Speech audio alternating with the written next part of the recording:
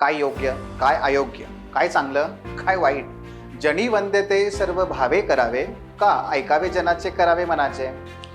अधिकतम लोकांचं अधिकतम सुख, का सर्वे भवंतु सुखीनं सर्वे संतु निरामया. मित्रांनो, या आणि अशा अनेक प्रकारच्या अडचणीमुळे किंवा द्विधा मनस्थितीमुळे आपण जर अडकलेलो असू तर नीतिशास्त्र हा विषय आपल्याला निश्चितच यामध्ये मदत करेल. होय, आगामी कालखंडामध्ये MPSC असो अथवा UPSC असो, तुम्हाला जर अधिकारी व्हायचं असेल तर एथिक्स या पेपर 4थ्यावरती तुम्हाला कमांड मिळवलीच पाहिजे, कारण तो स्वतःमध्ये तर गुण देतोच पण एसे आणि तुमच्या ऑप्शनमध्ये सुद्धा खूप मदत करतो. मित्रांनो, माझं नाव अमोल घोडके. मी गेल्या 14 वर्षापासून UPSC आणि MPSCच्या विद्यार्थ्यांना मार्गदर्शन करत आलो आहे आणि माझे अनेक विद्यार्थी IAS पासून ते डेप्युटी कलेक्टरपर्यंत विराजमान आहेत.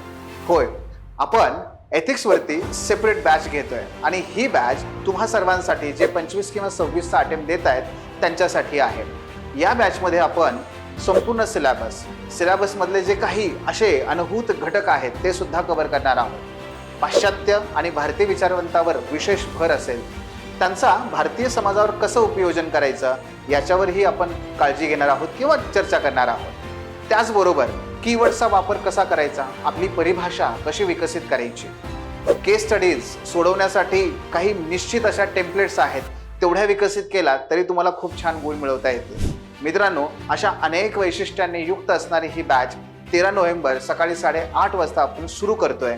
तेव्हा तुम्हाला अधिक माहितीसाठी खाली दिलेले फोन नंबर्स असतील किंवा पत्ता असेल, याच्यावरती नक्की संपर्क साधा आणि यशाचा मार्ग सुकर करा. धन्यवाद.